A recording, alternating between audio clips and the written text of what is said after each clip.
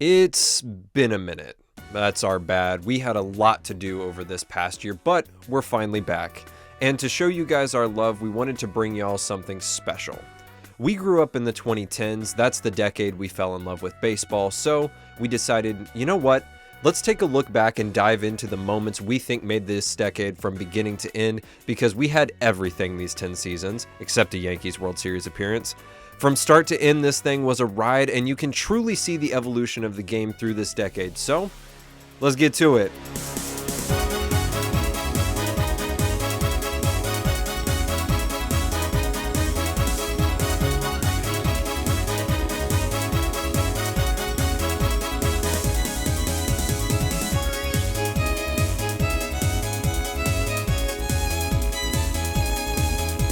Disclaimers before we start, this is by no means a comprehensive list of everything that went down this decade worth talking about. We are bound to have forgotten someone, something, somewhere. This is just what we wanted to include without also making this video a trillion hours long. No hate, no bias, well, maybe a little.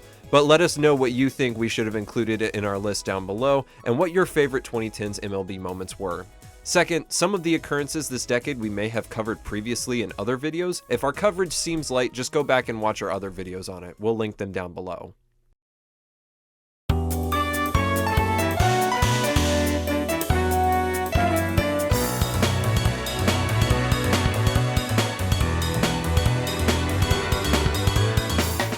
Welcome to the 2010 MLB season, where we had a pitching season like no other to drive the narrative this year. Didn't even let us breathe to start the season because Mark Buehrle made one of the most ridiculous plays you will ever see against the Indians completely by accident. There was no way that this should have happened, like none. Then we got Jamie Moyer out here at 47 years old throwing a game like he's 27 because on May 7th against Atlanta he pitched a 2-hit complete game shutout. 47 and a half years old. Probably the most Jamie Moyer moment that has ever happened, but trust me when I say we will never see this happen again. We also got one of the greatest pitching debuts ever from one of the greatest pitching prospects ever on June 8th. Stephen Strasburg was drafted number 1 overall by the Nationals in 2009 out of San Diego State after cooking the college scene for the last 2 years. He finished college with 53 games pitched, 28 starts, a 22-7 record, a 1.59 ERA, 4 shutouts, 7 saves, and over 300 plus strikeouts.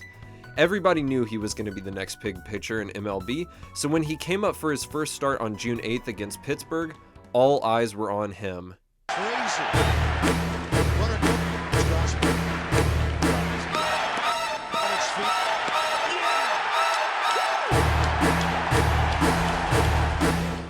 7 innings, 14 strikeouts, 2 earned runs, no walks, final 10 batters retired, final 7 by strikeouts. The man is here.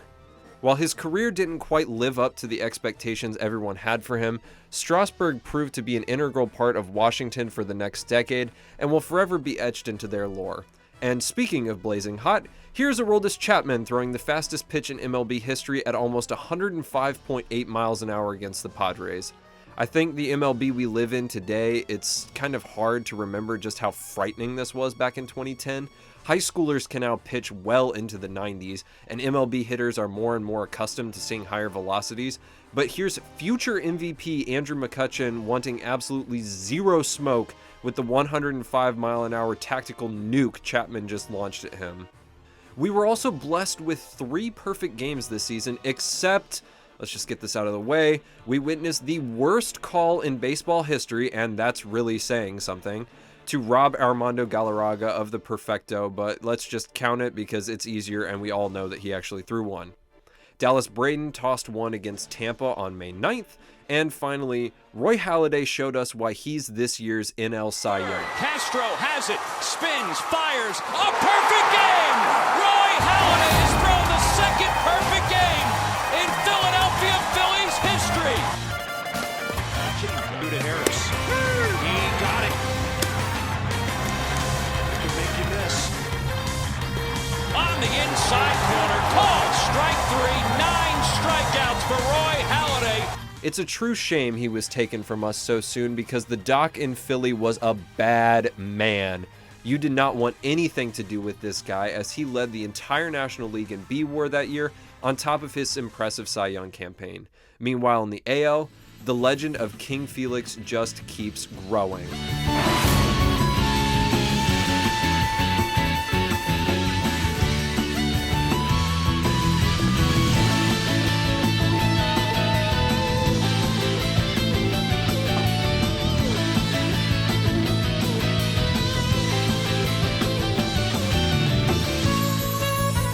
We'll get back to him later, but speaking of Seattle, Ken Griffey Jr. finally retired after this season, putting up one of the most fun-to-watch Hall of Fame careers and giving Seattle their greatest player not named Ichiro.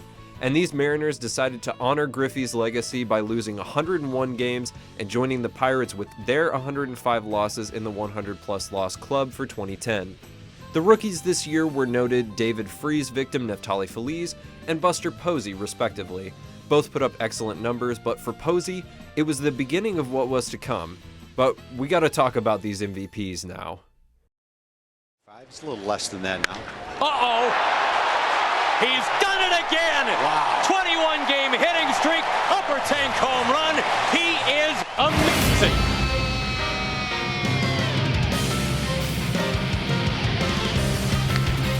Hamilton skies this one, right center field, and takes off. It's going. It is gone! Tag right center, there it goes! Josh Hamilton home run! In the AL, we got Josh Hamilton, and what's crazy about him is he only played for 9 seasons in MLB, but in the middle of his career, he was one of the most dangerous hitters on the planet. While known for being more of a power guy in his career, the thing that stands out about his MVP season is that he led the league in average at .359, which is basically unheard of today.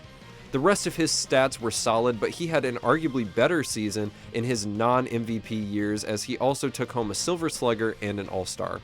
But over in the NL, we have maybe one of the greatest characters in MLB history.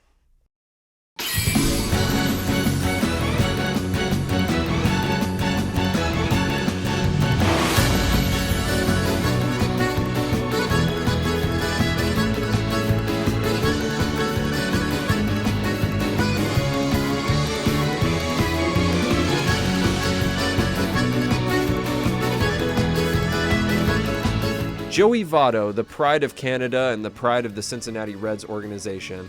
The Reds are, of course, the oldest team in MLB, but this guy is probably the greatest player in modern Reds history. This man won the NL MVP despite not leading the league in any major offensive statistical category but OPS+. That is it. That's the Joey Votto way. We won't get to mention him at any other time in this video, so shout out to the amazing character who heckled fans back, walked like it was nobody's business, hit 400 one time because he felt like it, has 2,000 plus hits, 300 plus home runs, dressed like a Canadian Mountie for an interview, and asked, "Is it a nipple thing?" on live television. Never change, Joey Votto. To round out the regular season, we had the NL winning the All-Star game in Anaheim this year, and Edwin Jackson throwing a no-hitter for the D-backs, only to get traded at the deadline to the White Sox. And the Mets and Cardinals played 20 innings on a nationally televised game where the Mets snoozed themselves to a 2-1 victory, and with that, we're off to the postseason.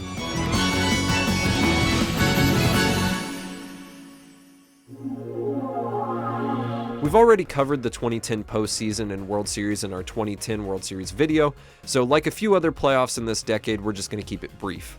The World Series matched up the NL West winning Giants against the AL West winning Rangers. The Giants were not underdogs, but no one really expected them to be there either, while the Rangers used an excellent offensive attack to make their way to the series. Other than Game 1, the Rangers' offense did not show up, combined with the Giants' pitching showing the heck up, and the series wrapped uneventfully in 5 games, with the Giants taking their first title since 1954, completing the start of one of baseball's most unsuspecting dynasties. Spoilers.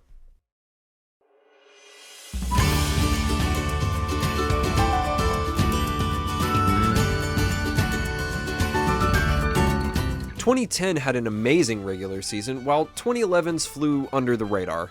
Some records were broken, such as Mariano Rivera becoming the all-time saves leader. Jim Thome hit his 600th home run, which we will probably never see someone get to again. Derek Jeter got his 3,000th hit, and the Astros lost 106 games, the first of 3 105-plus loss seasons in a row. The NL won the All-Star game at Chase Field 5-1, thanks in part to this Prince Fielder home run, which will definitely not have any implications later. And the Braves and Pirates played 19 innings only to have the game end in one of the dumbest calls you will ever see. In the AL, the season belonged to one man and one man only. Your 2011 AL Cy Young and MVP winner, Justin Verlander.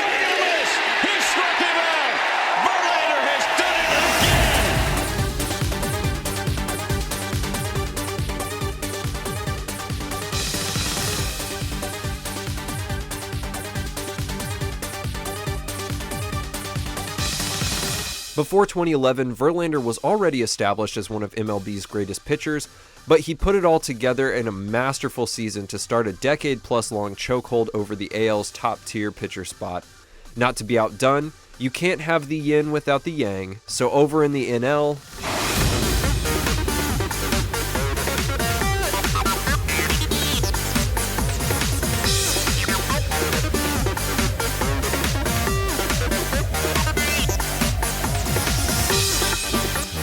Clayton Kershaw is your 2011 Cy Young Award winner. Now, Dodgers legend introduced himself into the franchise in the biggest stage this year as he took home his first Cy Young. Kershaw's illustrious Dodgers career became cemented with this season as our two main pitching characters would reign over their respective leagues for years to come. While Kershaw put up a great season for the Cy Young, he wasn't close to the MVP because that honor would go to... Count for Braun. And he swings in the air, center field, way back, and there it goes! A 3-run home run! He's done it again!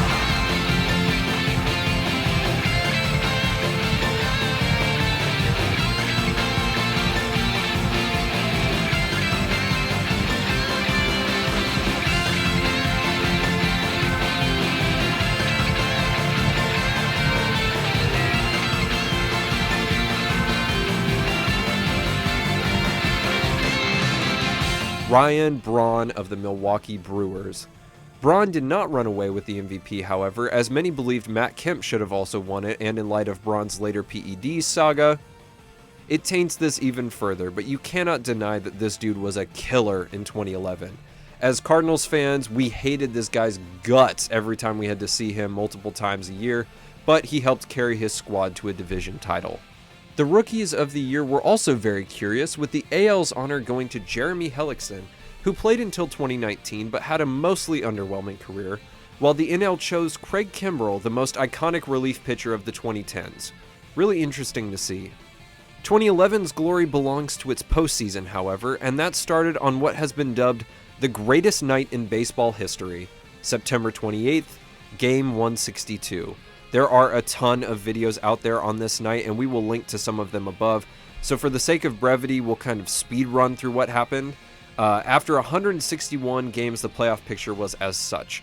It all came down to this night to determine who was in and who was out. The Cardinals did their job by blowing the doors off Houston with a quick 8-0 shutout. That meant nothing, though, until the Braves and Phillies concluded. All the Braves had to do was win at home, and they would force a Game 163 with the Cardinals. They did not, and they lost to the Phillies in extras, sending the Cardinals to the postseason. Over in the AL, the Red Sox were playing the Orioles at Camden Yards and needed a win to keep their playoff hopes alive.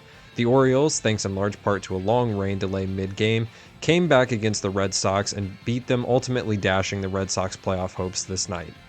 As for the Rays game, to put it simply, Yankees put an Ozzie Guillen-level choke job on the game and got Dan Johnson once and Longoria twice to send Tampa into the playoffs and conclude the greatest night in baseball history. For St. Louis, they had just climbed out of a 10.5 game hole to even make it into the playoffs, only to now be faced with MLB's best team, the 102-win Phillies led by...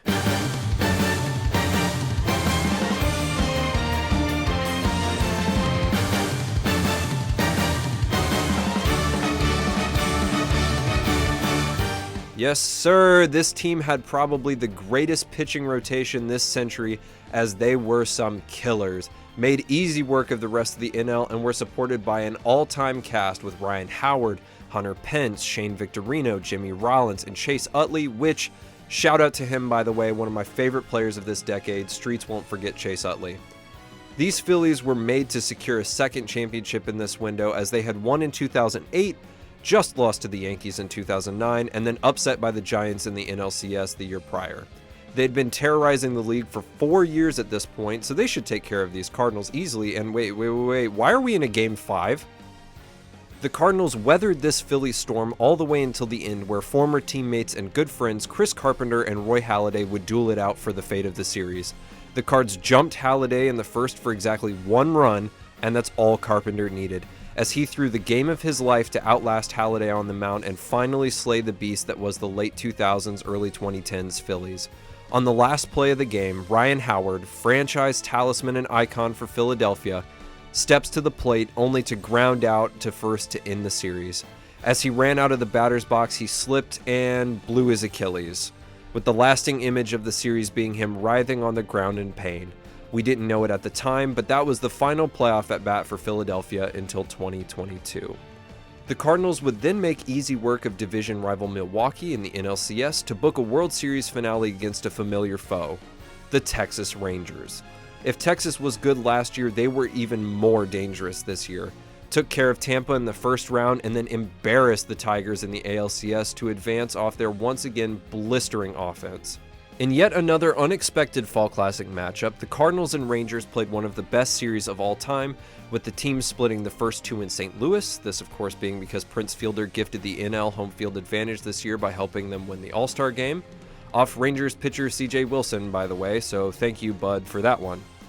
In Game 3, St. Louis nuked Texas, with Albert Pujols becoming the 3rd player ever to hit 3 home runs in a World Series game, behind Babe Ruth and Reggie Jackson. Then they were absolutely dominated in a strange yet underrated pitching performance by Derek Holland, of all people, in Game 4. And then they lose Game 5, setting up what is probably the greatest game ever played, Game 6.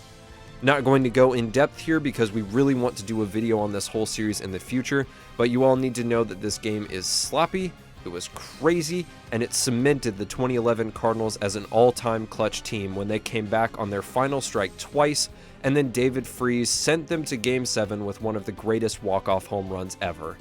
The Cardinals then finished the job in Game 7 to take home their 11th title, making them the 2nd most successful team in baseball history.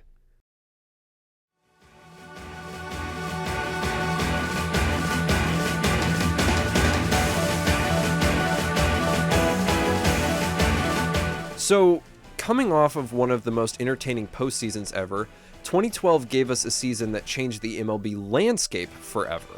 And they didn't even let us breathe after 2011 because right away, the World Series champion Cardinals saw manager Tony La Russa retire after helming the team since 1996. That was then followed by Albert Pujols, the greatest Cardinal of the modern era, signing with the Los Angeles Angels on a 10-year, $254 million deal. I wonder how that will turn out. Then that was followed by Chipper Jones, the greatest Brave of the modern era, announcing that he would retire following the 2012 season after 19 years with the club. Finally, everyone knew that this was the year that we were going to see baseball's LeBron James prospect, the chosen one, Bryce Harper, make his debut in the big leagues after years of hype. And so, with all that out of the way, let's get to it. The 2012 regular season was dominated by 3 men in a way that we hadn't seen since the steroid era. Allow me to introduce them to you.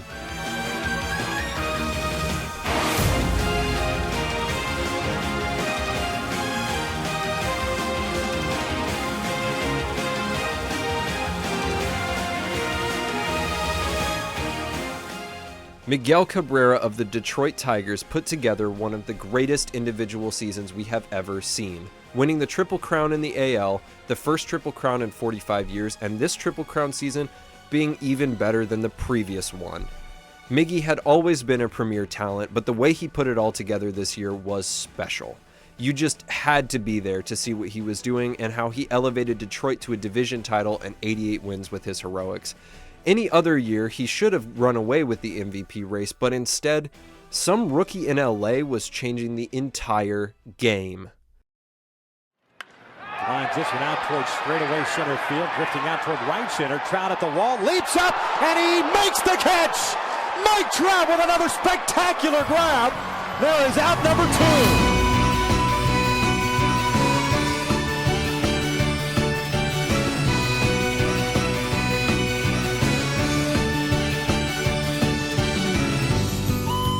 Mike Trout is your AL Rookie of the Year and your AL MVP runner-up. He debuted in 2011, playing 40 games to respectable stats, and then came into 2012 and wrecked the entire league. League leader in B-WAR, runs, stolen bases, and OPS+, all while playing electric defense in center field. This guy had a 10.5 WAR season as a rookie. He picked up after the first month and then literally did not put it down for an entire decade. The kid was 20 and making the whole league look silly with his level of play. The way he and Miggy dueled throughout the season for who would get MVP really called into question how emphasis and value on certain statistics, vibes, and team success played into MVP calculations. But Cabrera deserved his MVP through and through. It was just amazing to see someone so young keeping pace with such a historic season. And speaking of young electric stars, we gotta talk about the chosen one.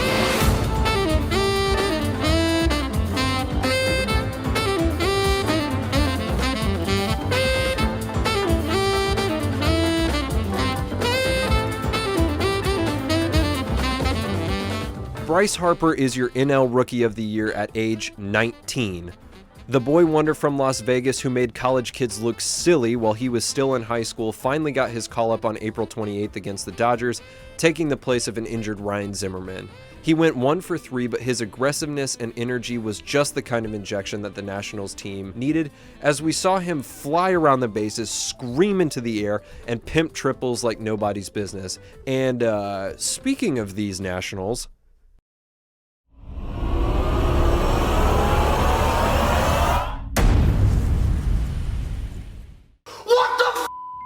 that's right, the Washington Nationals were baseball's best team and most fun team in 2012, winning 98 games, an 18-game improvement from the previous year, and their first record over 500 since they moved to Washington in 2005.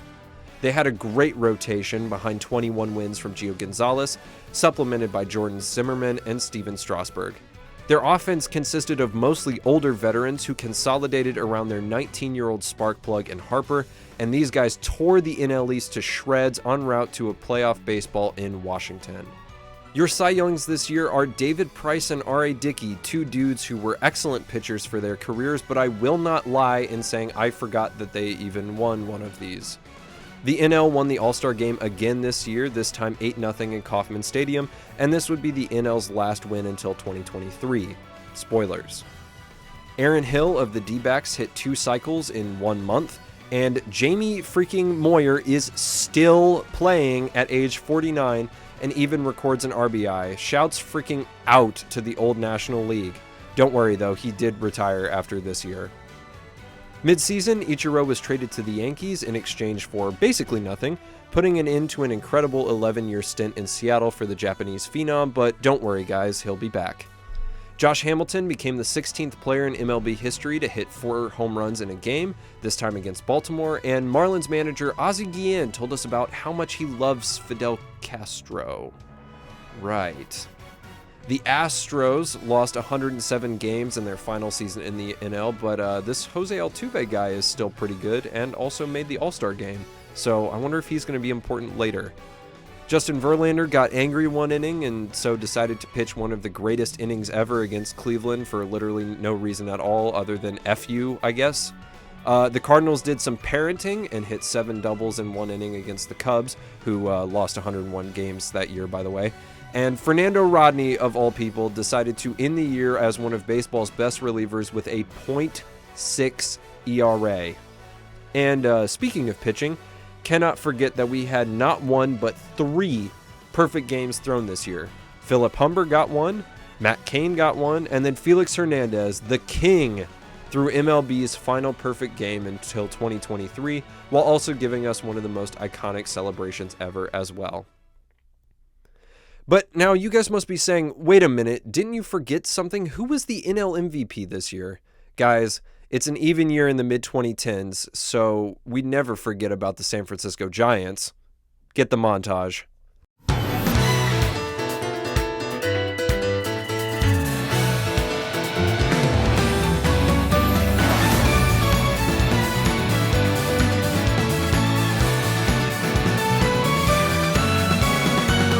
Your 2012 NL MVP was Buster Posey, 2 years removed from being the NL's Rookie of the Year.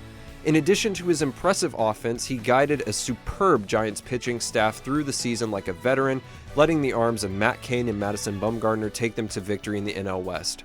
Don't worry, we're going to talk more about these guys later though, because it's now time for the playoffs. This year, MLB introduced the wild card game. The playoffs were now structured so that the division winners were all guaranteed a spot, and the two next best records, regardless of division, would play for the final spot in a single elimination game. I'm going to put this here and now, saying that we have already done an hour-long rambling retrospective on every single one of these wildcard games on this channel. You can check out that video here. So to save time, we will only be talking about the most consequential ones, as they really were hit or miss in terms of importance. The first ever wildcard game was played between the Braves and Cardinals in what was essentially the same matchup from last year, as the Nationals had won the NL East, and wait a minute, the Reds won 97 games this year? How? Why? This was all covered in our previous video, but all you need to know is that the Cardinals were winning going into the 8th, but Atlanta had a chance to close the gap in their half of the inning.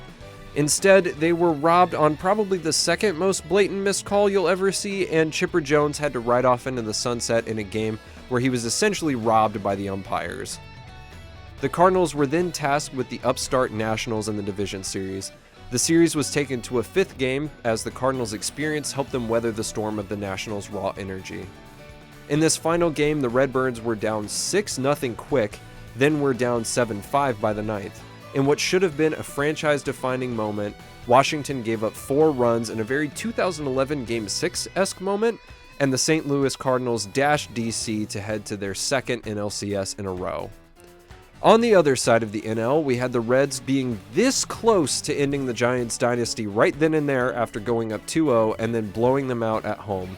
However, the Giants came all the way back and won 3 in a row, defeating the NL Central champs and ending the series striking out, hold on, wait a minute, Scott Rowland? He's still playing?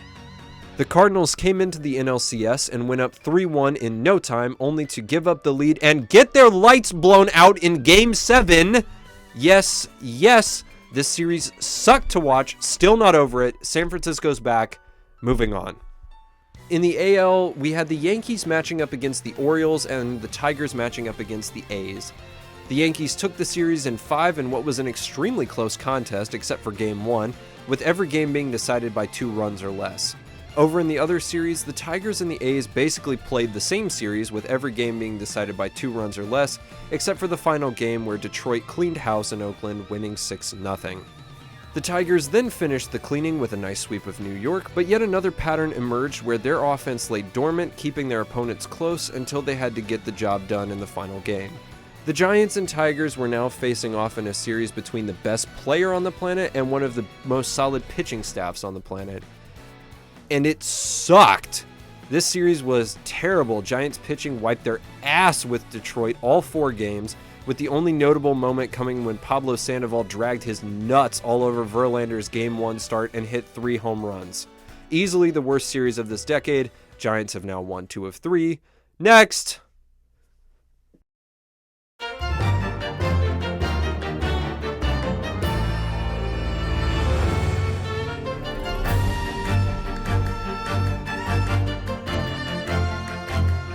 The 2013 MLB season was defined by one team and one team only, the Boston Red Sox. In the wake of the marathon bombing on April 15th, the city now rallied around Boston Strong for the entire year as the Sox took the AL East with 97 games and a 5-game lead. We'll get back to their story later, but another major event was the impending retirement of Mariano Rivera after the season.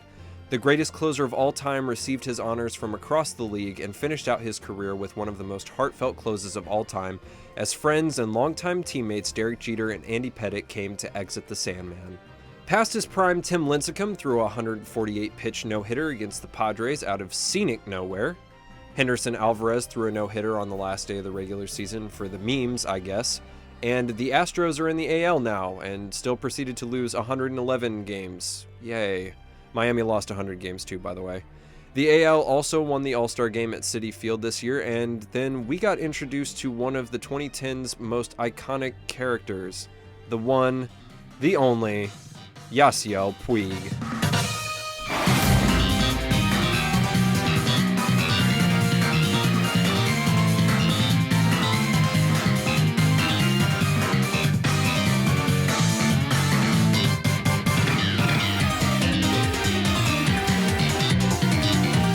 And while the AL was out having their fun, there was one team in the NL that made all the noise, led by the NL MVP, Andrew McCutchen.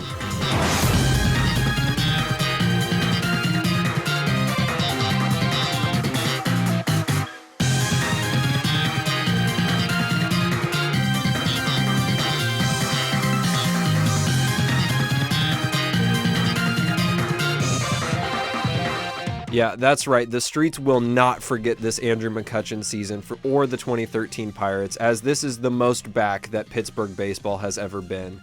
The NL Central as a whole was the division this year, with the Cardinals winning 97 and Cincinnati winning 90 to complement the Buccos. Back to them in a minute.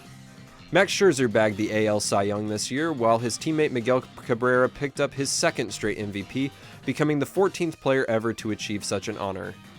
The AL Rookie of the Year was also a one Will Myers for Tampa. He was quickly flipped to the Padres after 2014, where he carved out a respectable but not really notable 8-year career there, calling it quits in 2023 with the Reds. Clayton Kershaw was your NL Cy Young, leading the league in B-WAR, strikeouts, whip, and shutouts. Get used to this, him, Scherzer, and Verlander are going to take up a lot of air this decade. But our NL Rookie of the Year, this guy was something special. Jose Fernandez of the Miami Marlins. Fernandez pitched a 12-6 record in 28 starts with a 2.19 ERA and 6.2 WAR, finishing third in Cy Young voting and garnering an All-Star appearance. He also batted to a .220 average in 58 plate appearances with a home run and a triple to his name. Shoutouts to the old National League. The Marlins may have lost 100 games this season, but they were onto something with this kid. On to the playoffs. The AL wildcard game was inconsequential and a massive snooze fest, so we'll skip that. Meanwhile, in the NL, we had Pittsburgh versus Cincinnati in a highly charged matchup between division rivals, and the Pirates came to play. Unbelievable atmosphere at PNC, like we said, as this was probably the most back the Pirates have ever been. The most iconic moment from this game and early 2010s Pittsburgh baseball as well is the Johnny Cueto moment. Y'all know what this moment is. If not, here's the clip.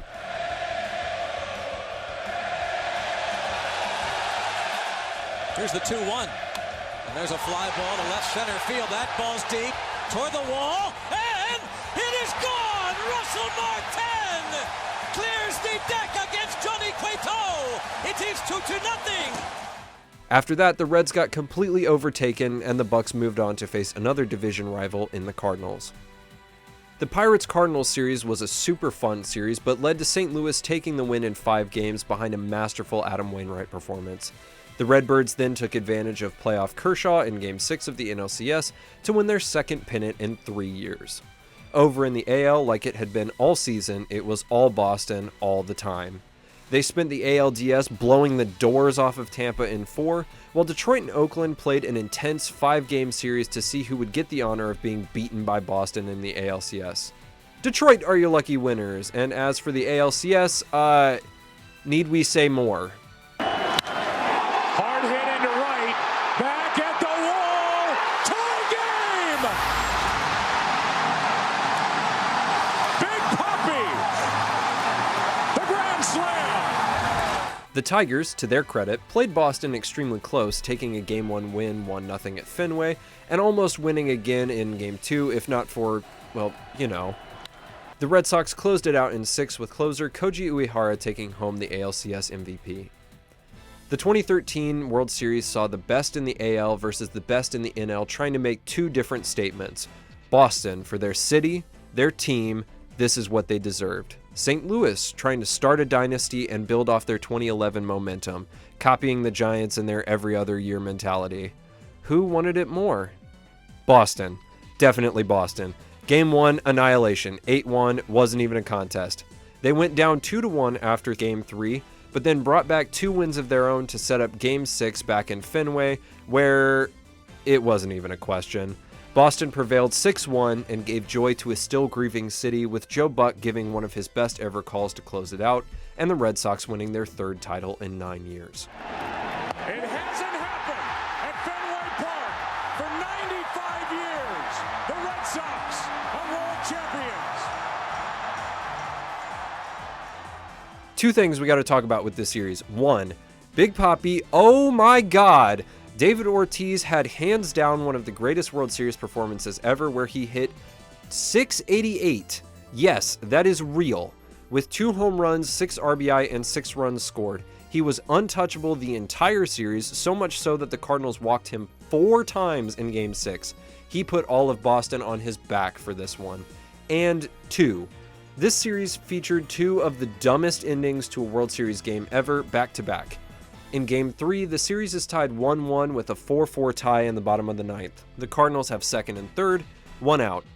John Jay grounds to 2nd, where a pinched-in Dustin Pedroia, shoutouts to him by the way, Streets will never forget him, he was awesome, throws to get the out at home, but as the catcher tries to throw to 3rd for the double play, he throws the ball into left field. Alan Craig, future Red Sox legend by the way, tries to round 3rd to score, but is tripped up by 3rd baseman Middlebrooks' legs. While he's late to the plate, the home plate umpire immediately signals safe and points to 3rd, ending the game on an obstruction call. Just cue the Benny Hill theme song at this point.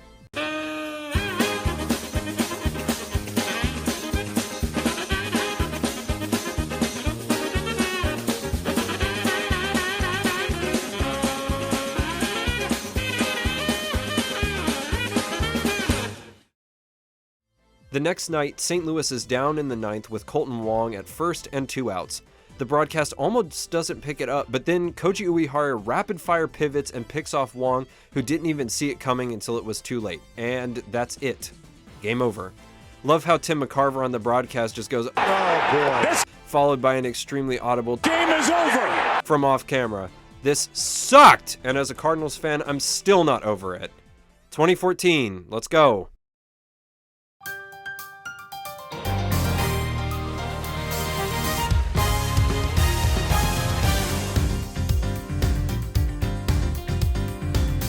The 2014 season started off in Sydney, Australia, of all places, with the series between the Diamondbacks and Dodgers, and I gotta be honest when I say I have zero recollection of this happening. Researching for the video was the first we've heard of it, at least. In the comments, anyone else remember this series? Any fun memories? Or not remember it? It also seems that MLB has scrubbed a lot of its footage and coverage from the internet as well, because we tried to find stuff for it, and there's almost nothing out there. Very curious. Speaking of the Dodgers, they won the NL West this year and had the 2nd best record in the NL behind your 2014 Cy Young winner and MVP winner Clayton Kershaw.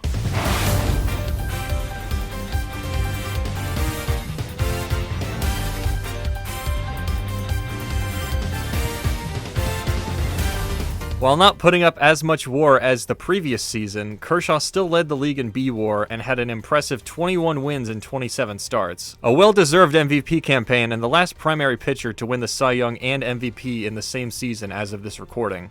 Meanwhile, in the AL, Corey Kluber won the Cy Young in one of the more interesting award wins ever, with Kluber himself saying even he was surprised to win it.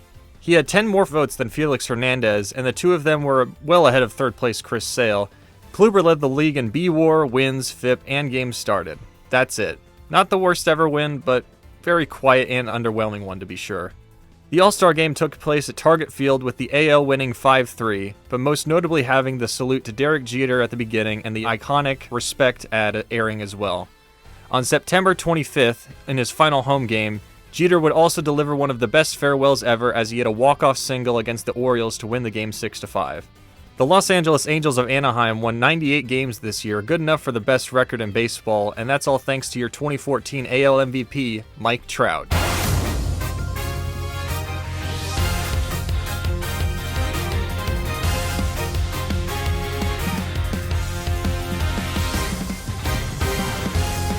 Pretty standard Mike Trout being the best player in baseball for a decade type stats, nothing too remarkable. The remarkable fact is that he led an Angels team that didn't really have another big name on it. Most notable were a well-and-washed Josh Hamilton, 42-year-old Raul Ibanez, and the Honorable Dick Mountain. And also David Freese? Not gonna lie, us Cardinals fans, we all forgot he was even on the Angels. And while the MVP was doing MVP things, the AL Rookie of the Year was busy making a name for himself as well. Jose Abreu of the White Sox put together an awesome first season of what would become a decade plus of serviceable baseball. Led the league in slugging, came fourth in MVP voting, was an All-Star and a Silver Slugger as well. Jacob deGrom was your NL Rookie of the Year, but we'll get to more of him later, so we're just going to keep going. 2014 was also the year Josh Harrison had this absolutely ridiculous play. And Mejia will run right at him. Harrison will try and stay in a rundown long enough to get Polanco there. Safe. He's still in the rundown. And he is still safe. Unbelievable! No way! That's impossible! Nice to see the Pirates on this side of a Benny Hill-esque rundown for once. Miguel Cabrera got his 2,000th career hit, while Adrian Beltre, shoutouts to him by the way, what a guy, got 2,500. Nelson Cruz had one of his best seasons in year 10 with the Orioles as he hit 40 home runs and 108 RBIs. Madison Bumgarner and Buster Posey decided to hit a grand slam in the same game. And Jose Altuve is now really starting to pop off after leading the league in average hits and stolen bases. Speaking of the Astros, Sports Illustrated decided to release this little cover with their name on it. I wonder if that'll mean anything later. And finally, at the end of the 2013 season, our pal and savior Alan H. Bud Selig announced that 2014 would be his final season as the Commissioner of Baseball. So we thank the man who once ended the All-Star Game in a tie for literally no reason for his contributions to the sport we love. Now on to the playoffs. The 2014 playoffs were absolutely wild. To start, we had the KC Royals making it to their first postseason since winning it all in 1985 as the AL wildcard. They would face the A's, who practically had them beaten 2 separate times, only for KC to come back and take the game in extras in front of their home crowd. This was an awesome game, and probably one of the best the wildcard games had to offer. Go check out our more detailed breakdown if you're interested. They would then face the 98-win Angels, led by the MVP, and make quick work of them in an embarrassing showing for LA. This is to date Mike Trout's only playoff appearance, and he got swept while contributing nothing. Shame. The Royals then went on to Baltimore, who had just finished cooking the early 2010s Tigers for good, and headshotted them for another postseason sweep. This magical Royals team was 8-0, riding the Cinderella run of the lifetime, only to come face-to-face with one man and one team. Left side, Sandoval. Double clutch, got it! And the shutout from Madison Bumgarner.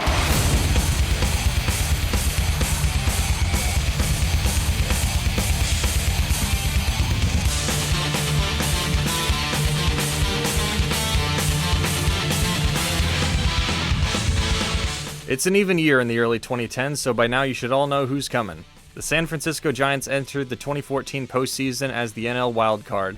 Didn't matter. They faced the Pirates in the wildcard game, and Madison Bumgarner took one blank, emotionless look at them and decided to go on one of the best postseason heaters we had ever seen.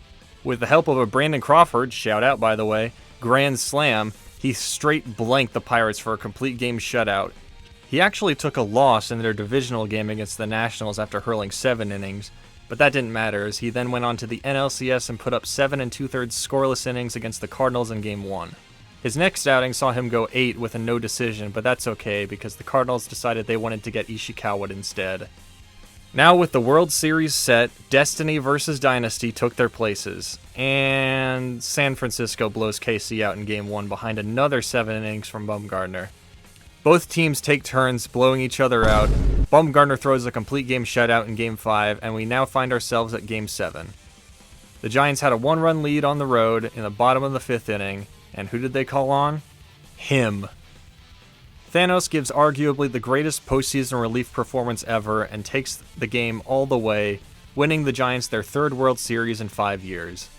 Bumgarner won MVP with a postseason stat line of 4-1, a 1.03 ERA, 45 strikeouts, and 52.2 innings pitched, the most in playoff history.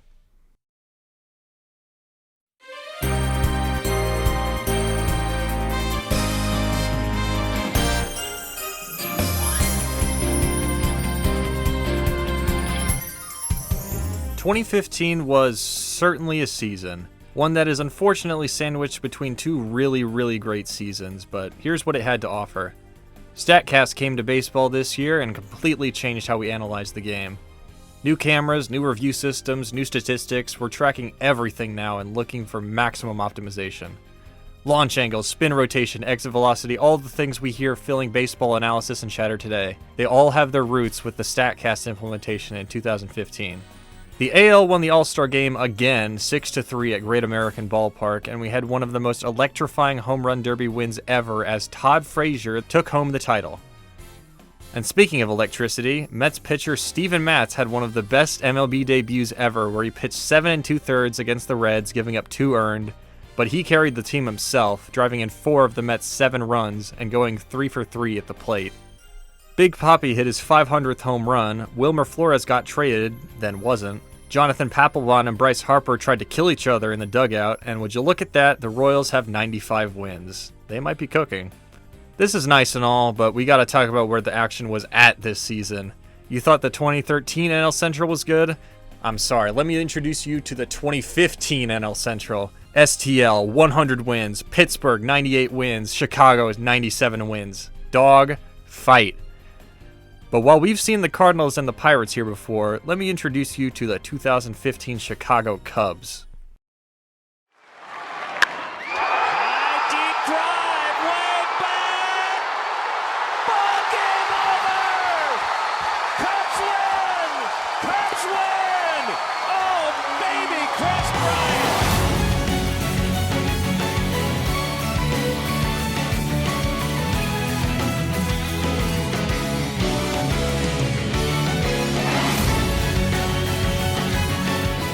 Led by your NL Rookie of the Year and Cy Young winners, this up-and-coming team was something special.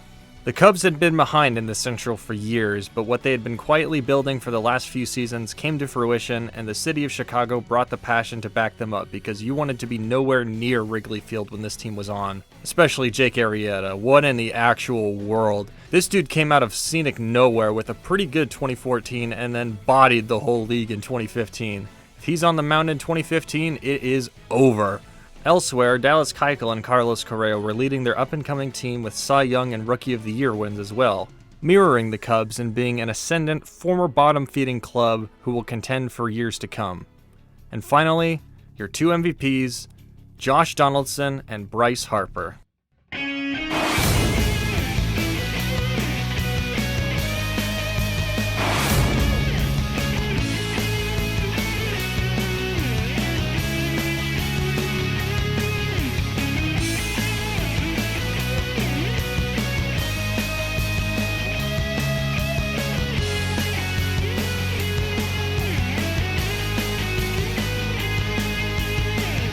Two players who had been at the tops of their game for years now, finally getting the recognition they deserved.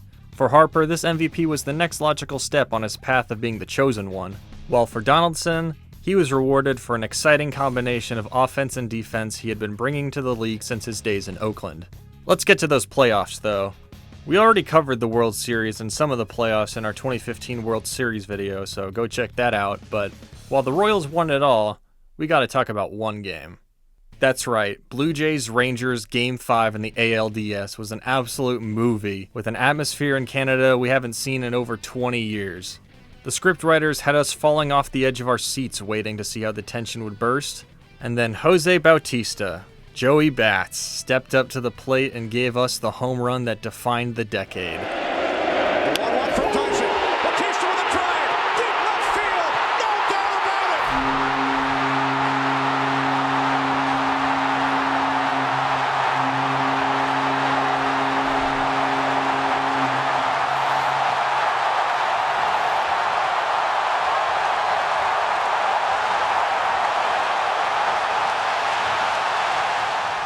Toronto was so back. Until they weren't, as the Royals won the blowout contest that was the ALCS in 6 games to take their second pennant in a row. The Mets were the Royals' opponent, back in the playoffs after getting Uncle Charlied 9 years earlier. They triumphed over the Dodgers in 5 games and then swept the up-and-coming Cubs to make it to the Fall Classic.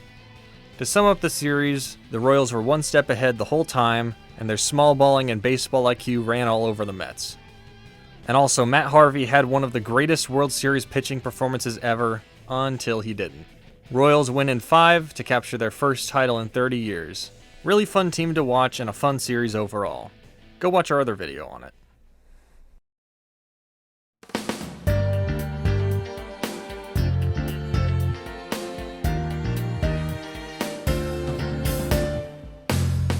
While 2015 was nice, we had a movie in 2016.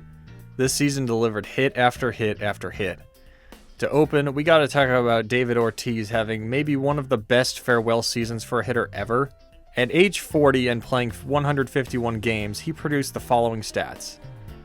5.1 B-WAR, 315 average, 38 home runs, 127 RBI, and 169 hits. For this, honestly astounding achievement, he was rightfully awarded a Silver Slugger and an All-Star appearance, while also finishing 6th in MVP voting. At 40, as a DH. One-of-a-kind season from a one-of-a-kind player. Staying in the AL East, the Yankees played a game where they won 2-1 against the Rays on May 29th, getting one singular hit. One. Starlin Castro hit a home run with Brett Gardner, love Brett Gardner, shouts out to him, on first base after a walk, and that was that. A real losing after pitching a no-hitter type of situation. This division as a whole was strong this season, all of them closely contending each other to get 84-plus win seasons for everyone but the Rays. Sorry, Rays. Rick Porcello of the Red Sox won the Cy Young this year in one of the most confusing, random, and controversial wins ever. Who remembers Rick Porcello of all dudes winning one? Shout out to Kate Upton for this all-time tweet. Switching leagues though, we gotta talk some NL East action this year because first, the baseball world was saddened by the loss of one of its brightest young stars, pitcher Jose Fernandez, on September 25th in a boat accident in Miami. The next day, the Miami Marlins all suited up for their home game against the Mets wearing Fernandez's number 16 jersey. Their first batter was D. Strange Gordon, a man who, in his 11-year MLB career, hit 18 home runs. But on this day, his leadoff home run would become one of baseball's saddest, most emotional 4 bases ever. Gordon to right. It's deep. And it's gone! D. Gordon has hit it out. And the Marlins have a 1-0 lead.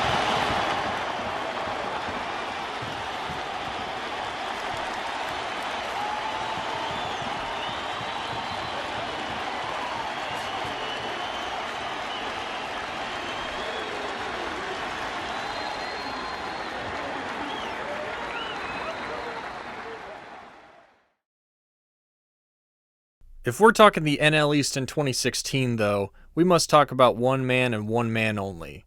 The man. Max Scherzer had a dominant Cy Young campaign and also struck out 20 batters in one game this season, but are we serious right now? That's nothing. Get me a real man in here. Get me Big Sexy.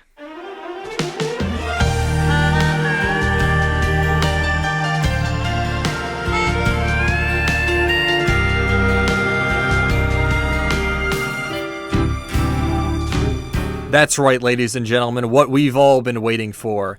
2016 Bartolo Colon highlights. Soak this in and feel the sex appeal oozing off of what I am sure was closer to 300-pound physique. If you know anything about baseball, you know the sweet embrace of a big sexy pitching performance. If you don't know baseball, here's the only highlight you'll ever need. We present to you, hands down, the best moment in sport ever for all time. Looking for his first hit of the year. He drives one deep left field. Back goes Upton. Back near the wall. It's out of here. Bartolo has done it. The impossible has happened.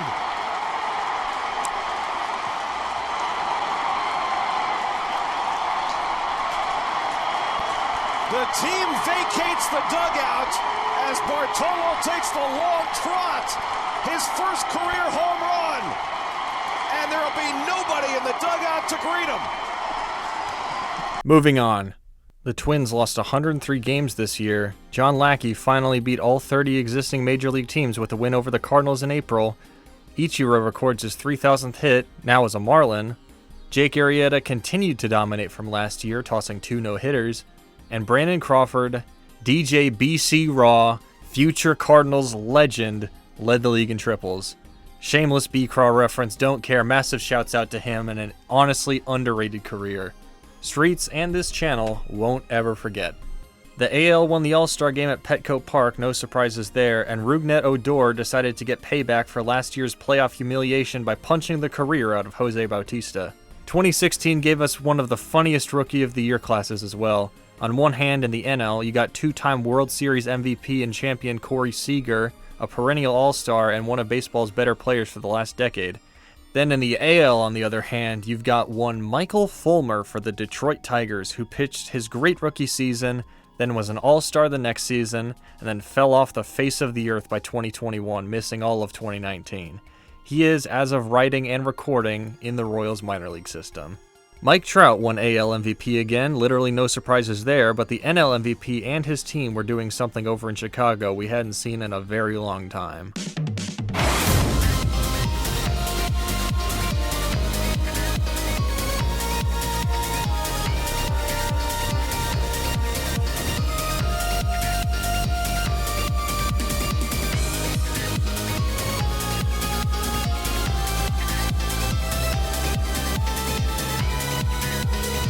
Chris Bryant and this Cubs team were on an absolute mission to bring a title to the North Side, no matter what it took. They had been building for years, quietly in the shadows, but now this team of names like Anthony Rizzo, Javi Baez, Wilson Contreras, Dexter Fowler, Jason Hayward, John Lester, and Kyle Hendricks all had 108 years of built-up hope on their side. 103 wins, best in baseball by 8 games. NL Central champs by 17.5 games. We all knew they were going to represent the NL in the World Series, but the question is, who's going to try and stop them when they get there? Cleveland!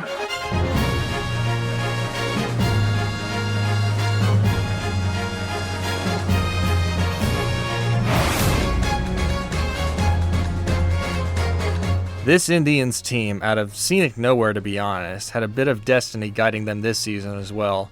This also very fun and energetic team won 94 games and the AL Central to match up with Chicago for a date with destiny. First chip in 108 years or first in 68 years, who wants it more?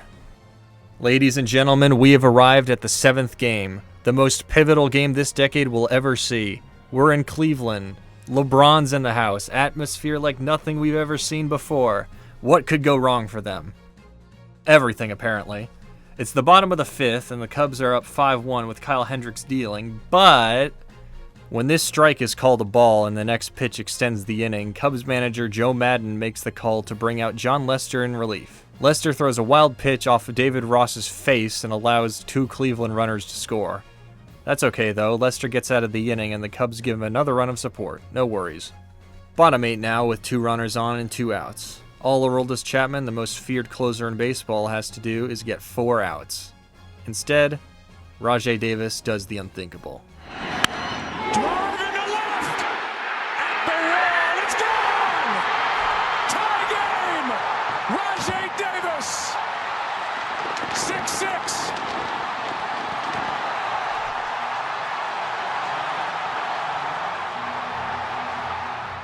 That's right, Cleveland is back. Nothing's ever gonna stop this new momentum on their way to oh, what's that? 20-minute rain delay as we head into extras. Oh no. The Cubs took advantage of the rain delay, killing momentum, and put themselves here. Bottom of the 10th, 2 outs, 1 on, up by 1.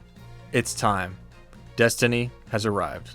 Here's the 0-1. This is going to be a tough play. Bryant, the Cubs win the World Series! Bryant makes the play! It's over!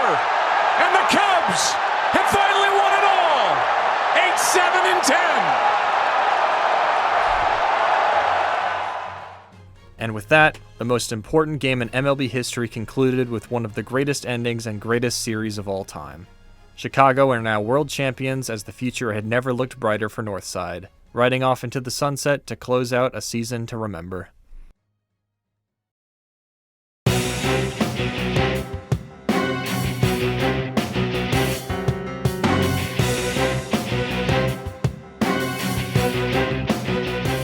So after all that, where do we go from here? We begin 2017 with a tribute to one of baseball's most entertaining players for the last 16 years, a true story of shining through adversity. Rest in power to Tal's Hill at then Minute Maid Park. May your legacy never be forgotten. This season was dominated by two names, your NL MVP and your AL Rookie of the Year, Giancarlo Stanton and Aaron freaking Judge.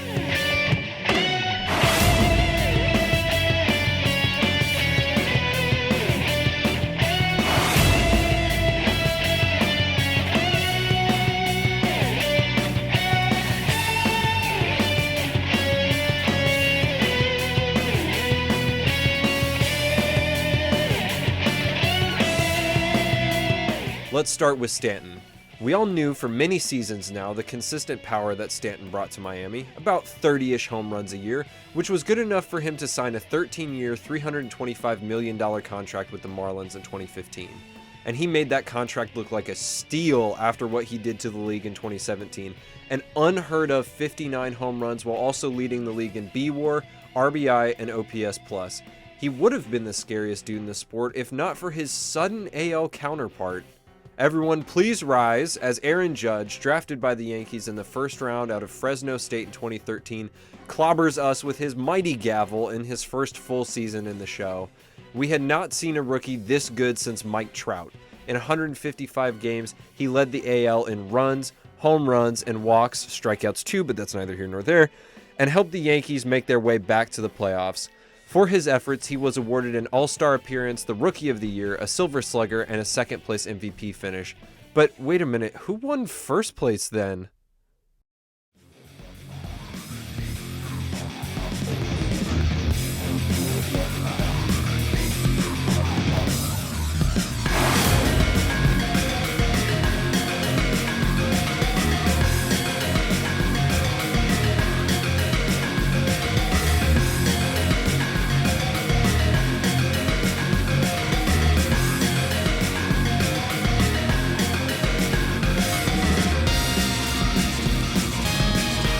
After 4 straight seasons of amazing baseball, Jose Altuve finally put it all together in 2017 to crown the coming of this new hot and electric Houston Astros team, leading the league in hits and average while gliding around the infield on both offense and defense.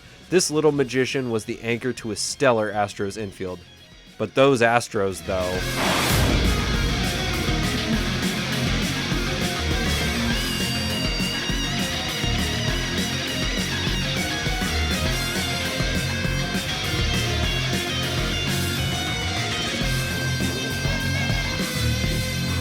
After years of living in 100-loss season after 100-loss season, the Astros slowly climbed their way up, sneaking their way into the postseason the past couple of years to arrive here.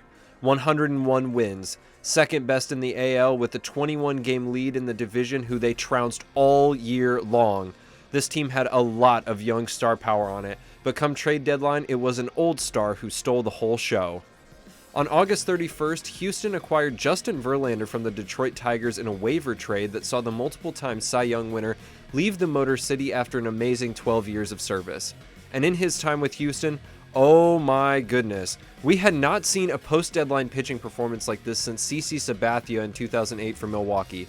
5 starts, 5 wins, 1.06 ERA in 34 innings. Verlander unlocked another level as the Astros stood ready to take this postseason by storm. Switching to the NL, this year was finally the Dodgers' year. After years of being perennial playoff contenders but never really taking that next step, second-year manager Dave Roberts led his squad to a then franchise-best 104 wins, easily the best team in the National League, no questions asked, winning the division by 11 games. It was very clear the Dodgers were just different this year, and that a World Series push was inevitable thanks in large part to their Rookie of the Year and now baked Yankees legend, Cody Bellinger.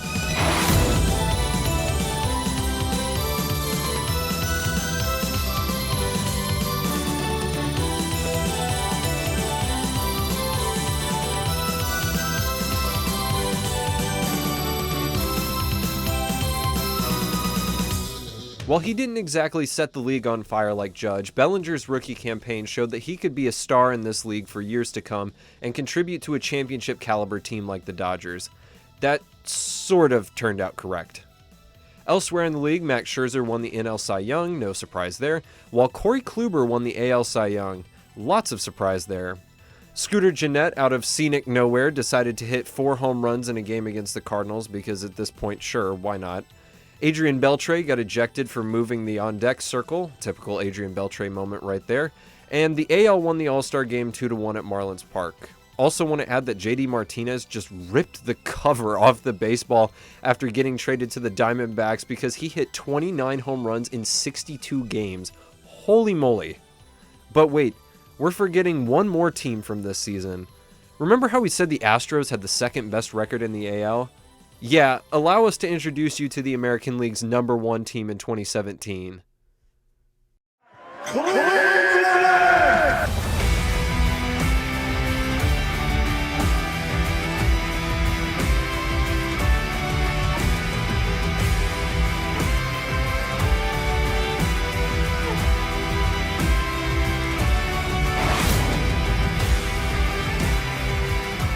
The Indians were not playing no games in 2017. They lost the most important game in baseball history, so they had to get that lick back and run it again. 102 wins, won the division by 17 games, Cy Young winner, and a 22-game win streak from mid-August to mid-September, where they beat their opponents by a combined score of 142-37. One of the most dominant winning streaks ever. So we got 2 young, insanely hungry, 100-plus win teams speeding at each other in the postseason. Dang, this ALCS about to be a movie. Oh, wait, what? They what? You were up 2-0 in the division series and lost 3 in a row to get eliminated? To the wild card Yankees. Corey Kluber lost in Game 5? Yuck! Get this disappointing Cleveland team out of my face. Bring me to the NL. The Rockies and D-backs played an immensely fun wildcard game, packaged with a vintage shoutouts to the old National League moment as well. Everything else was fairly cut and dry, as the Dodgers took care of business like everyone expected them to, absolutely embarrassing the defending champion Cubs in 5 games. It was not particularly close at any point in this series, and as Cardinals fans, it made for an excellent hate watch. Also, shout out to Enrique Hernandez, who said, "I'll do it myself," and buried the Cubs with 3 home runs in Game 5 to seal the deal. One of our teams held up the end of their bargain, but can the other? The Astros actually made it to their LCS, as they should have, taking care of Boston. This Yankees and Astros series would be the first of 3 ALCS matchups between the teams in a 6-season span, and the 2017 edition did not disappoint. In one of the best and most fun ALCS we've ever seen, both teams were pushing each other to their limits. Houston takes the first 2, then New York the next 3, and then Houston the final 2 to secure their first pennant in 12 years and the first in the AL. The whole vibe of this series was pure fun and pure energy. 2 evenly matched teams going back and forth in front of 2 energetic fan bases for 7 games was a real treat, and not often something we get in an LCS. While we may have been robbed of a Houston-Cleveland series, this was a worthy substitute. Our Fall Classic this year features the 2 best teams in baseball ready to go head-to-head in a relatively even matchup, all things considered. Most experts said the series probably goes longer than 5 games, and many were predicting a Dodgers win, citing previous playoff experiences and success. But it was not all cut and dry. This series was a coin flip of who would win in some good old-fashioned best of the best, no strings attached baseball. We want to do a deep dive about this series and its implications in the future, so we will not spoil everything now, but just keep it simple. Game 1 got Clayton Kershaw outdueling Dallas Keuchel in a game that lasted 2.5 hours, by the way, that's crazy. Dodgers win 3-1. Game 2, everybody was hitting home runs, 4 for each team. Astros were down 3-1 headed into the 8th, but tied the game to send it to extras.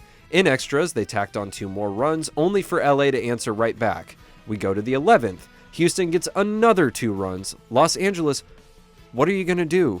Charlie Culberson says, "I got us," and hits the 8th home run of the night to cut the lead to 1. Houston hangs on, however, to even the series. Game 3, Houston jumps all over Yu Darvish in the 2nd inning. The Dodgers try to make a comeback mid-game, but to no avail. Astros win 5-3. Game 4, the Dodgers send out my man Alex Wood. Who is this guy? To try and even things up, and he proceeds to pitch the game of his life with 5 2/3 no-hit ball until he surrenders to George Springer, and Dave Roberts said yoink and took him straight out of the game. Thankfully, LA repaid Wood's excellent outing by putting up 5 runs after the 7th, 4 of them in the 9th, and evening the series once again. Game 5 we are going to save for the video because that thing was a movie from start to finish, but this now completes the holy trifecta of epic 2010s baseball games: 2011 Game 6, 2016 Game 7, and now 2017 Game 5. The Astros emphatically win to put themselves on the doorstep of a championship. The Dodgers, however, said, not so fast.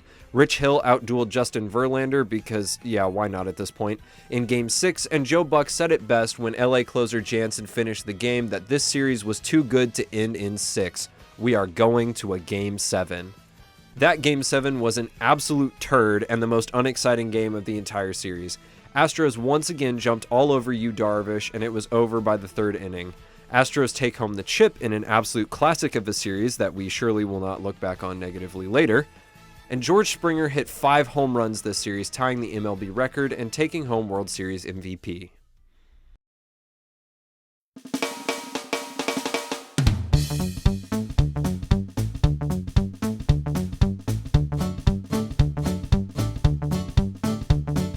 The 2018 season was about heavy hitting, and not just because we're peaking in the juiced ball era. The things that happened this season have affected baseball to this very day and truly began shaping the course for the next decade of MLB. Let's start with all the little fun stuff this time around because there are a lot of important things to talk about from the regular season. This kid Juan Soto for the Nationals at age 19 is just killing it, second in Rookie of the Year voting too. I wonder if we've seen this before. David Bodie hit a backyard baseball type walk-off grand slam for the Cubs on August 12th, and speaking of walk-offs, everybody was walking off this year. 102 walk-off home runs were hit. I wonder how. Also wanted to throw in the Cardinals had 11 of these, and this wasn't even close for the most by a team. 3 no-hitters were thrown within 17 days of each other, including a combined one by the Dodgers in Mexico. On April 22nd, in a Giants-Angels series, Brandon Belt and Jamie Barria had a 21-pitch duel that lasted 12 minutes and 45 seconds, only for Belt to anticlimactically fall out. Oh, and then ace center fielder Ramon Laureano made this throw, by the way. Just look at this. This is insane. And if there was any doubt we were in the juiced ball era, the AL won the All-Star game 8-6 at Nationals Park with dudes just launching it the whole game in one of the most entertaining All-Star games ever. Your Rookies of the Year this year were truly something special. Let's start with our NL Rookie of the Year, Ronald Acuna Jr.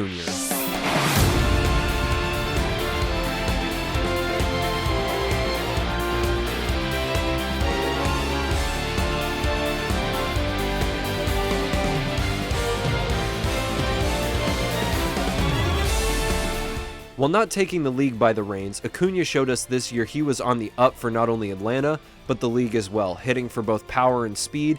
He laid the blueprint for what would later become one of the most historic seasons in baseball history in a few years' time. And speaking of history, who's this Japanese guy they're telling me is the AL Rookie of the Year? I wonder if he'll become anything good.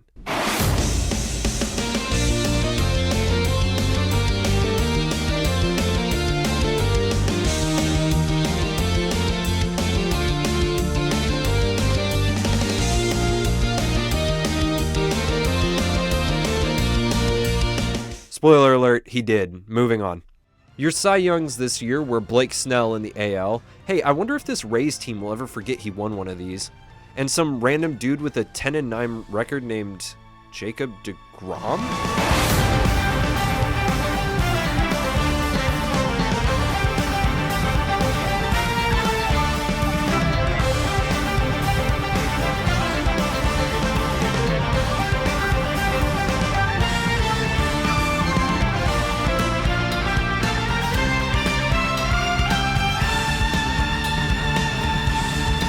Yeah, that's right. In one of the strangest on-paper looking Cy Young wins ever, Jacob deGrom's season looks like a total wash when you look at his record, but then you remember, oh yeah, he did have over 9 B WAR and a 1.7 ERA and the league's best FIP and ERA+.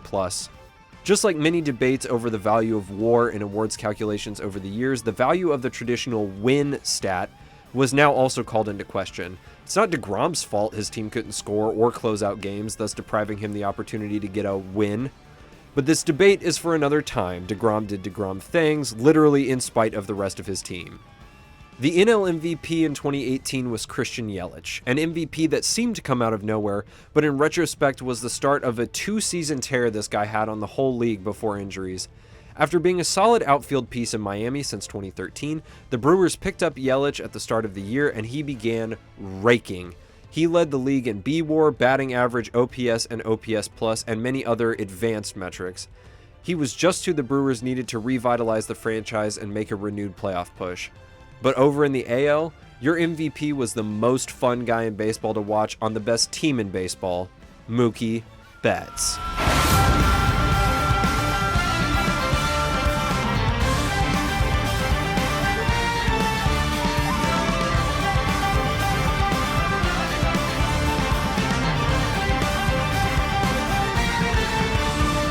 Mookie Betts made his name this season with this MVP campaign. Flashy and speedy offense and defense in a way that he was just a joy to watch.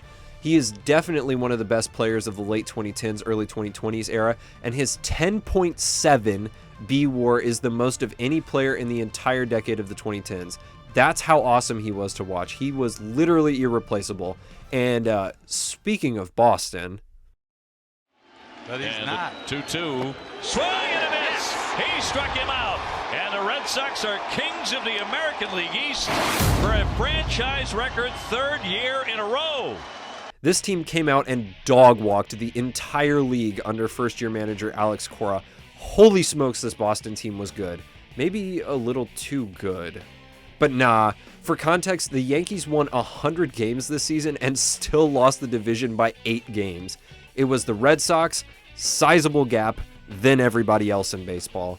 The crazy thing too is that the AL was insanely strong this year. Look at their records compared to the NL. We hadn't seen one league be this much better than the other in a really long time. But that don't mean we didn't have fun in the NL though, because one of the most unique situations in baseball history happened at the end of 162 games. When all was said and done, we had a tie for the NL West and a tie for the NL Central, meaning we get one of the best occurrences in baseball, the one-game tiebreaker, game 163. And we didn't get one, but we got 2! Even crazier, the losers of these game 163s would have to face each other in yet another single elimination game to determine who would be the NL's wild card. Win and you're safe, lose, and roll the dice. The Dodgers beat the Rockies to win the West, and the Brewers beat the Cubs to win the Central, meaning we now had a showdown against the Cubs and Rockies for the last spot in the playoffs. And that game was super duper fun. We go more in depth in our other video, but this was a wacky and wild game that ultimately ended the Cubs World Series hopes with that core as they knew it. And for the Rockies, Rocktober was so back, and they got absolutely murked by the Brewers in a 3-game sweep, and the franchise has not recovered since. Meanwhile, the Dodgers took care of the upstart Braves to give us one of the best NLCS matchups ever. People knew the Dodgers were coming back, especially with the midseason pickup of Manny Machado, but the Brewers being here was uncharted territory, at least in post-2011. Like a lot of series in this video, we plan to make a separate video on this series in the future, so we'll keep it brief. The first 2 games in Milwaukee were incredibly tight, with each team taking a 1-run win. The Brewers steal Game 3, then lose Game 4, try to use a tactical opener in Game 5, and that didn't amount to anything. They then wallop the Dodgers in Game 6 back home, and then in Game 7, LA busts the game wide open in the 6th, and the Brewers fall just short. The Dodgers win their 2nd consecutive pennant and go on to face you-know-who in the Fall Classic. To nobody's surprise, Boston made quick work of their end of the playoffs, including humiliating the defending champs thanks in no small part to this Jackie Bradley Jr. home run in Game 4. While people hoped the Dodgers' presence would make the series competitive and compelling, it was not. The only real notable thing from this series was Game 3, and oh, what a game that was. What if I told you a pitcher threw the equivalent of a quality start, but with all of his innings coming in extras?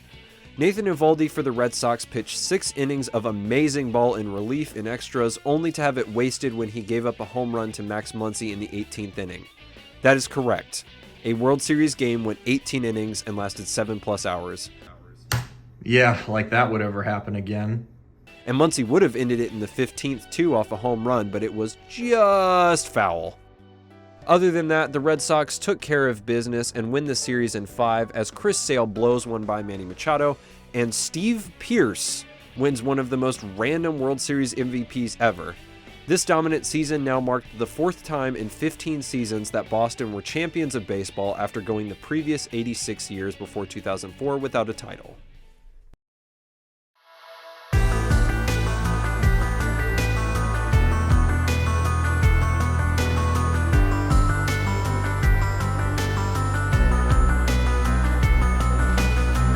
Okay, here we are. Final year of the 2010s, here we go. At season's opening, we said goodbye to a true baseball legend when Ichiro decided to retire on March 21st while in Japan playing for his Mariners. A true trailblazer of the game, it was sad to see him go, but he went out the way he should have. It's just a shame the Mariners decided to just up and never make the postseason again after his rookie year. That's nice of them. And then immediately make it back within 3 years. Cool. We got shoutouts to Fernando friggin' Rodney because yes, he's still around and about to be a world champion too, spoilers. Bro had a 9 ERA in Oakland to start the year, got traded and then said screw it, I need that ring bad, and pitched an amazing postseason, but that's neither here nor there. The Angels tossed a combined no-hitter on the day they honored the loss of pitcher Tyler Skaggs, who tragically passed away at 27 due to drug overdose. Albert Pujols made his glorious return to Busch Stadium for the first time since the 2011 World Series on June 21st. CC Sabathia recorded his 3,000th strikeout. Zach Greinke hit 2 home runs in a game this year because, of course, he did. The Yankees and Twins played one of the craziest regular season games ever on July 23rd, with the Yankees winning 14-12. Seriously, go watch that game's highlights. It's awesome. A one Aristides Aquino gave us one of the most entertaining and powerful Linsanity runs ever, and then proceeded to fall off the face of the earth. Vladimir Guerrero and Jock Peterson had probably the best home run derby showdown ever, and guess what? The AL won the All-Star game again, this time at Progressive Field in Cleveland 4-3. The King, Felix Hernandez, finally retired at the end of the season, pitching his final game on September 26th and holding the honor of the last perfect game thrown in MLB, because what in the actual heck even was that Domingo Germán pipe dream one in 2023, dude? No way. The Yankees and Red Sox played some fantastic baseball in London in the first ever London series, so you're welcome for that, Britain. And our rookies of the year this year were... Wait a minute, what's a polar bear doing out here in Queens, New York?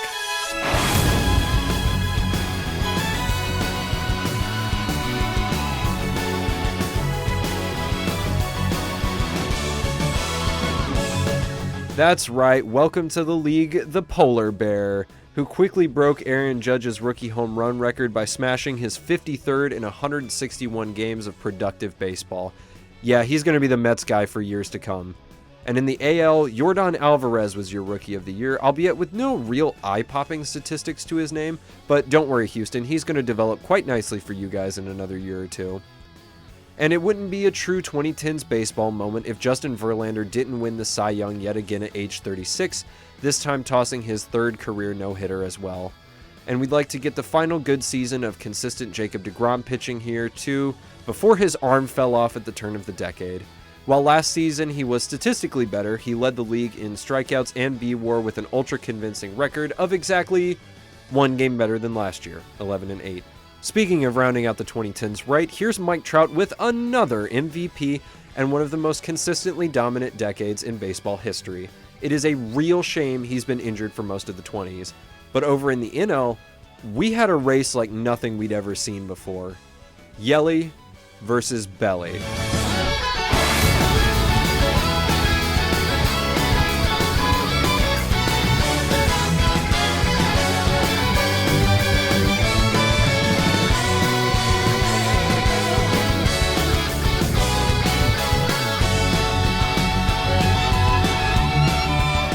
The Christian Yelich and Cody Bellinger MVP race was a true spectacle as they went back and forth all year, and MLB made an excellent commercial about this race. The race had legs all the way until September when Yelich fouled a ball off his kneecap and fractured it, putting him out for the rest of the season and giving the MVP to Bellinger. It was a real shame that we never got to see that race to the finish, especially considering that this injury was one of the first in a cascade for Yelich that would sap his career in the 20s. And with that, we're off to the playoffs. Let's start in the AL. Guess what, everyone? Houston is not in fact dead, and they are, honestly, even better than their 2017 selves. 107 wins, and Garrett Cole is here too now, I guess. Alright, cool. Steamrolled the regular season, but ran into some trouble in their ALDS matchup with the Rays, but thankfully they prevailed in 5 games to move on and face, who else? The New York Yankees. In what was supposed to be another hotly contested AL pennant matchup, the Astros rushed out to a 3-1 series lead after getting punched in the mouth in Game 1, 7-0. The Yankees won Game 5, and it was at this point that Jose Altuve said, "That's it, I'm getting the belt," and promptly reminded Aroldis Chapman and the Yankees who their father was, sending them to the World Series yet again as the heavy favorites. Now over on the NL side, these series were absolutely whack. First of all, you had the best wildcard game of the entire decade arguably play out against the Brewers and the, Washington Nationals? Aren't they supposed to be trash now, especially after Harper just up and left them for Sigs? Oh, wait a minute, this Juan Soto guy might actually be really, really good. The Braves and Cardinals played an all-time classic of an NLDS where the Cardinals won a tense and high-scoring Game 1 in Atlanta. Mike Fultonevich, of all people, remember him, shut out the Cardinals in Game 2. St. Louis then wasted a vintage Adam Wainwright postseason performance in Game 3 in the 9th inning. Yadier Molina plays hero twice in Game 4 to win in extras, and so we go to Atlanta for Game 5 to decide our winner. Game 5, hostile atmosphere, winner go home, do or die, all those sayings. Who wants it more? I, to this day, cannot believe that this was a real game. Get absolutely embarrassed, Atlanta. Holy smokes, how do you let this happen? In the first inning? LOL. I remember watching this at school and thinking my ESPN was glitching with how many runs were piling up. Seriously, holy smokes, how does this happen? When all was said and done, Josh Donaldson hits a huge home run to cut the lead down to 12, and the game was over by the 3rd inning. So, alright, sweet. St. Louis is back in the NLCS for the first time in 5 years. Who's our opponent gonna be? The Nationals? Nah, bro, get that out of here. This pennant is ours! So while us Cardinal fans were basking in what was sure to be another World Series appearance, let's quickly look at how Washington beat the 106-win LA Dodgers. They push it all the way to a Game 5 where, let's see here, they're in extras, and Old Bones Howie Kendrick is up, and, guys, I don't know, this Washington team might be a problem. I know devil magic when I see it.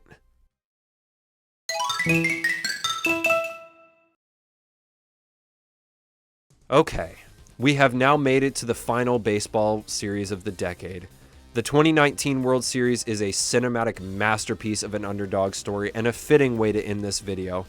As always, we don't need to go too in-depth as there are tons of videos out there regaling this series' exploits, but we saw Howie Kendrick in Game 7 put the finishing touches on one of the most feel-good championship wins of these past 10 seasons and give Washington, D.C. their first baseball title. Shoutouts to every away team winning every game, and also Steven Strasburg basically sacrificing his career to get this win. So, wow. We did it. We have gone back and recounted the lore of the entire 2010s decade in baseball. I actually cannot believe it. We hope you enjoyed our monster-sized love letter to the decade that made us here at How Did We Get Here fall in love with baseball. We're sorry for our little year-long absence, but we hope that this makes up for it.